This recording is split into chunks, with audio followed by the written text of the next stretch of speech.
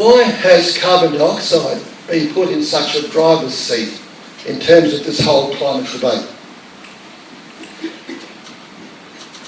In the 1850s, an Irish physicist made the incredible discovery that the main greenhouse gas was water vapour, and that carbon dioxide, methane and ozone were minor greenhouse gases. He was a surveyor in Ireland, went to Wales as a school teacher, was bored, went to Germany, did a PhD, or the equivalent, came back, was elected to a scientific institute in London, sponsored by Prince Albert, Queen Victoria's husband, became world famous with various experiments, some on magnetism, and then the French were saying something in our atmosphere is trapping heat because otherwise we'd lose heat into space, but no one had been able to prove it. I won't go into his experiment. I could lecture on this for an hour, and his description of this experiment is in 100 pages, all the difficulty he had doing it. But he put gases in this brass tube. He couldn't put glass at the ends because that would trap heat, so he had plates of rock salt which let heat out. And in that experiment he showed the importance of water vapour. Even today, if we look at the spectra of radiant heat, we can see that water vapour in this spectrum absorbs heat right through this spectrum. Carbon dioxide mainly here, but also a couple of other wavelengths. But here, carbon dioxide is competing with water vapour. Now what that means is in the tropics with so much water vapour, it wouldn't really matter if carbon dioxide was there or not. But in desert areas, the polar areas, then carbon dioxide does more. So we've got Tyndall. Arrhenius, the Swedish professor, talked about as the hero of the carbon dioxide movement. But he did everything for the wrong reason. From 1850 onwards, the climate debate wasn't like today. The climate debate was what happened in the world to cause ice ages. A French fish expert had become an expert on glaciers. He proved there had been various ice ages in Europe. Then he went to Scotland, proved it was in Scotland, went to New York and showed the Yanks that it occurred over there. And everyone was saying, well, what the dickens could cause successive ice ages?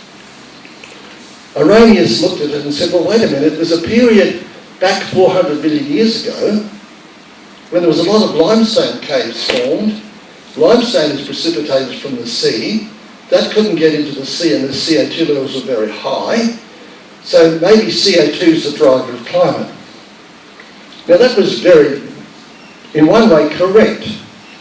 What he didn't know around that time, there was an ice age when CO2 levels were 10 times that of today. So the idea of it being a driver was wrong. The idea that CO2 levels in the past have been very high was correct. So there's Arrhenius. We pull back the curtain. Straight after he came out, Nut Engstrom, who was the son of the famous Engstrom who worked out, an Engstrom is a small unit where you can measure the size of atoms and stuff. He built a spectroscope and he said to Arrhenius, you're wrong. I've looked at this and there's only certain wavelengths that CO2 can absorb. Water vapour absorbs over a much wider range. Water vapour dominates CO2. Again, if you look at all these gases, they're a pretty picky bunch, and there's only certain diets of heat they can absorb. All the methane's scared, for example. Methane only absorbs there and there. So if you increase methane in the atmosphere, once it's absorbed any wavelengths there, can't do anything else. So now we've got, on the one side, Tyndall and Engstrom, and on the other, we've got Arrhenius. The whole debate died a little bit, and then in the 30s, a steamship engineer, Canadian, working in England for the train companies, in his spare time looked at climate data in America and in England, and he said, wait a minute, we're warming. We can show from statistical climate data the world's warming, and I think the reason's CO2. He did an amazing amount of work. He did it out of his house in Sussex. So he's a little bit on that side. After the war, things changed. Gilbert Plass was a Canadian, but he mainly worked in American universities. He was convinced that CO2 was rising and responsible for warming. He had an incredible career. He ended up working for Lockheed Aircraft Company. Some of these people involved in the climate data, their lives themselves are absolutely fascinating. Then, in the late 50s, Charles Keeling set up this laboratory, or he used a weather station that the US Weather Bureau was embarrassed about and wanted to close down in Hawaii to start measuring carbon dioxide. The reason he chose Metal was that when he started to measure carbon dioxide in the day, he found the measurements were all over the place. When we finished this talk this morning, the CO2 levels in the stream will probably be about 1,000 parts per million. And what he found was that late in the day, his measurements were starting to, be pretty well similar to the next day, but early in the day, all over the place. So the only way to do it was to get a high place so we could get proper mixing and properly track CO2 levels. Once he started to show the world that CO2 was going up, and it's going up because of our increased industrialisation, then people got more and more worried about CO2. So he's there. Then, in the 60s, we had the first computer models. This Japanese came from Tokyo to Princeton. Amazing man. I think he's still alive in his late 90s. They had 0.5 megabyte of RAM. In order to get a model, they took 120 degrees of latitude and made the Earth half sea, half water. And he teamed up with a guy called Kirk Bryant, who was worried about the cycles in the ocean, and they produced the first climate models. And he thought that if CO2 doubled, temperature would go up about 2 degrees. If we compare his model to the one today, that's the British Hadley model, hundreds of thousands of cells. But you might say, well, gee, that's fantastic, but at the tropics, each cell in the atmosphere is still 28,000 cubic kilometres, and in that big area, you can only put one reading for, say, water vapour, one for temperature and all that type of stuff. And if you actually reduce the cell size too much, even with modern computers, the computer time could run into millions of years. But what value are these models? The IPCC says plainly, time and time again, models are not predictive tools. There's so many things we don't know that aren't in the models. In climate research and modelling, we are dealing with a coupled, chaotic system. Therefore, the predictions of future climate states isn't possible. Yet we use them. So there's Banabi and Bryant. Now, the key of this talk is a meeting of the National Academy of Science. I've called it the US Academy of Science so you know what it is. In 1979 by a world-famous meteorology Professor Carney and a lot of other scientists. Garth Paltridge, who was the chief atmospheric physicist at the CSIRO, was there. He's now retired in Tasmania.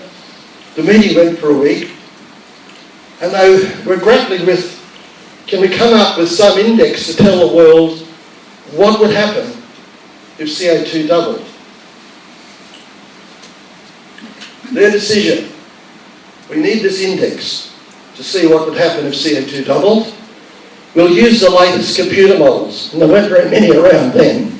So they took Banabe, 2 degrees, and Hansen, who'd been playing for his PhD theatre with Venus, which is a totally different kettle of fish, I might add, he was an absolute catastrophist and always has been. He thought it was 4, so they threw their hands up and said, look, average 3 degrees. Now that was good, for 1979. The trouble is that index is still used today. You'd think it would have changed.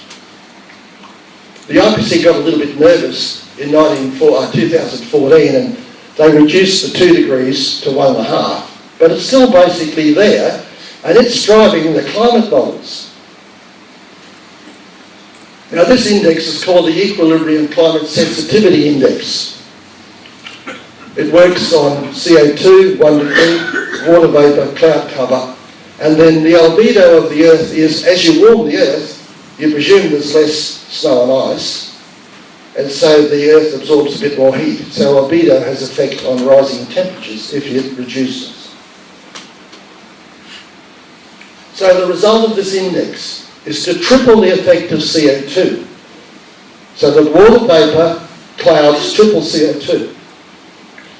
So I'm sorry, is the debate about CO2? Or is the debate about water vapour and clouds? They triple the effect of CO2. So why this obsession with CO2? I debated with Professor Harmer in the Legislative Assembly of the New South Wales Government 2 years ago, on the day they freed that Legislative Assembly for a global parliamentarian day. And all he could say was, CO2's going up, temperature's going up.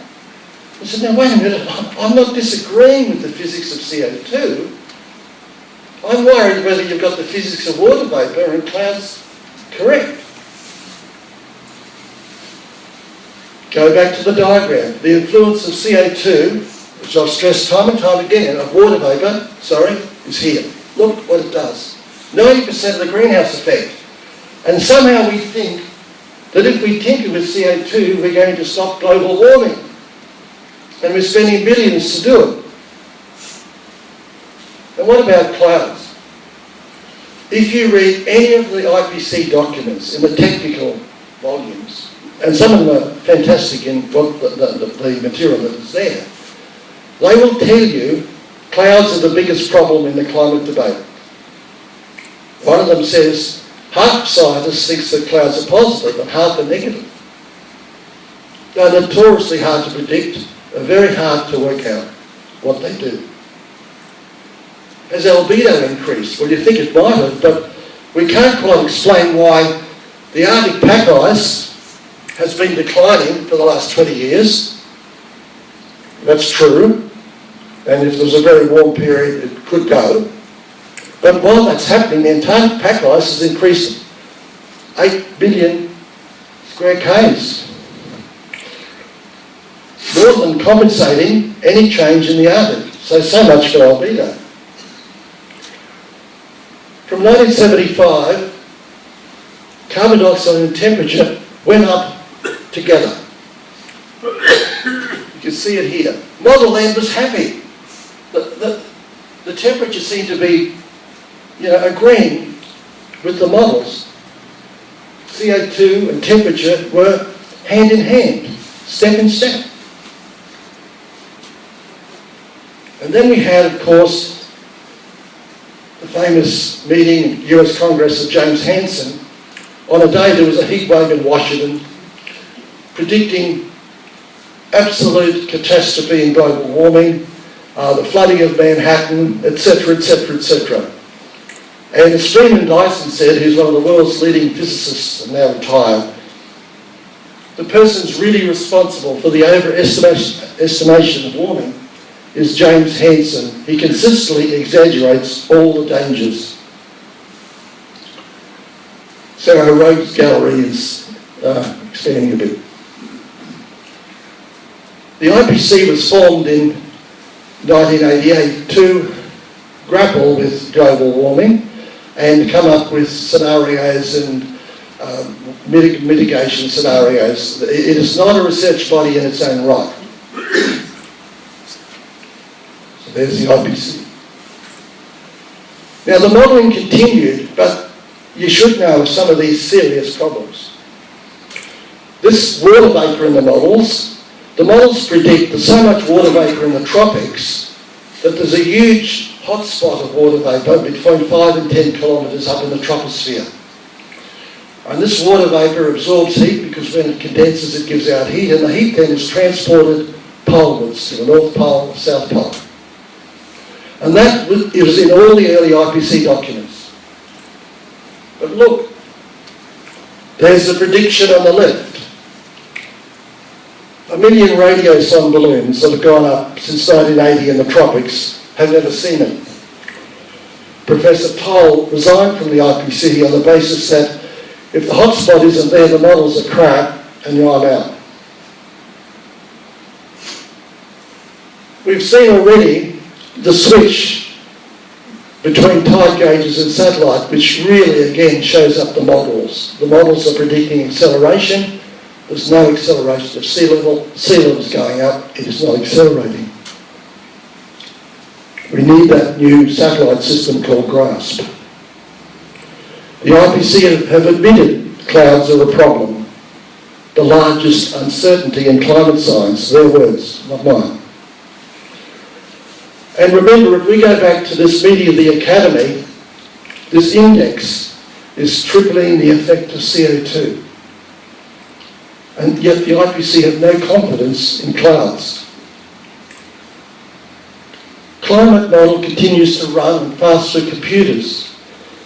But if the assumptions in them are wrong, are they giving us any better sense of what's happening? If you look at temperature records, say from the British Hadley Centre, temperature since 1850 has been going up in steps. CO2's gone up all the time. The correlation between those two just isn't there. If we also look at these steps and put a gradient on the warming periods, this graph is from Professor Aston at Monash, but Professor James from the University of East Anglia has published a similar graph, and they're both on different sides of the debate. When CO2 went up a little bit between 1910 and 1945, the warming gradient was the same when it went up strongly between 1975 and 2000. So, how can CO2 be the controlling entity of all this, the boss? It can't be. So what's happened? What have the models got right? Not much. Accelerating temperature? No. The gradients every time it warms are the same. Severe storms? Well, you've seen the graphs. That's not true. Accelerating sea level? No. The climate's changing, we're warming. A water vapour tropical hotspot? No, doesn't exist. Decreasing albedo? Question mark about albedo because of the Antarctic pack ice.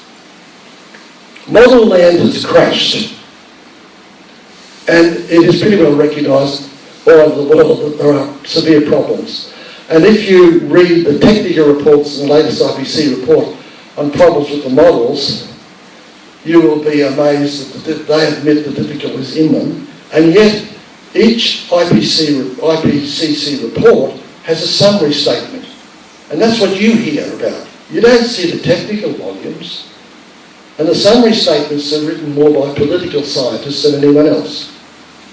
And they contain misleading statements, often at odds with the detailed technical volumes.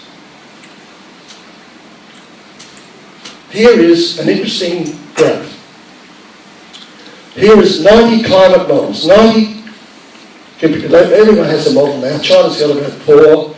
Australia's got 1, there's a couple in the US. Everyone does it. And fair enough, the models will show how certain things react with each other. But in terms of predicting temperature, here is the temperature prediction since 83 by 90 models, up here. And here's the reality. The UAH, that's the temperature record from a whole series of NASA satellites since 1970.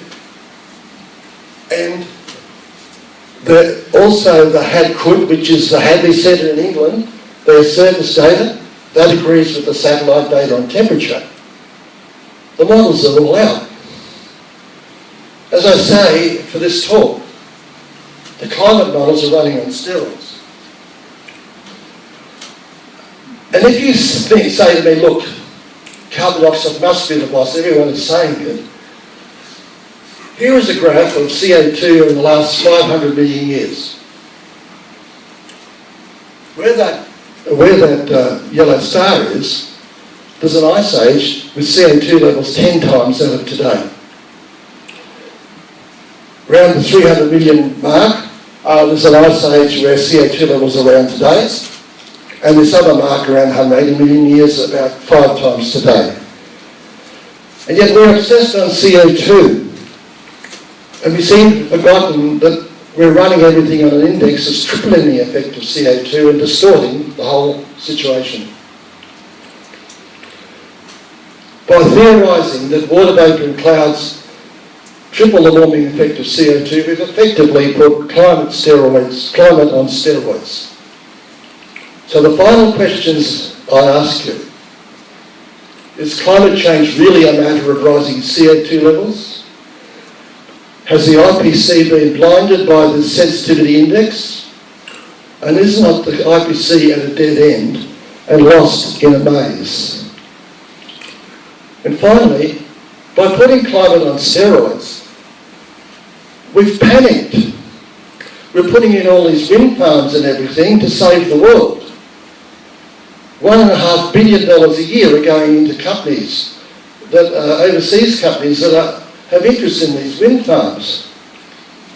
We're installing infant technology. I worked in the oil industry for 15 years. There's no way we could keep using oil, gas and coal the way we are. But why put in infant technology? Look at the incredible expertise that Australia's got. The contributions we've made to science are amazing, going right back to crystallography and Bragg. What would happen if those couple of $1 billion were going into research? We need to get the technology better before we go mad and install it. Don't think I'm against alternative energy technology because I worked in the oil industry. Working in the oil industry has made me more aware that we can't keep going the way we're going. But we've got a bit of time and the money, and we've got so much ability around the world. That's where the money should be going. In Spain, they rushed so badly they nearly bankrupted the whole country. I return at the end of this talk to the Academy of the Lynxes. Scientists must describe what they see. I'm challenging you all to go back, whatever you think, whatever side of the debate you're on, doesn't worry me, go back and have a good think as to whether what you're saying is based on opinions of others, and maybe some of that should be checked. We've been stranded in a maze, as I say in my book, and we've been confused, as in a hall of mirrors, by science going off the track. Thank you very much.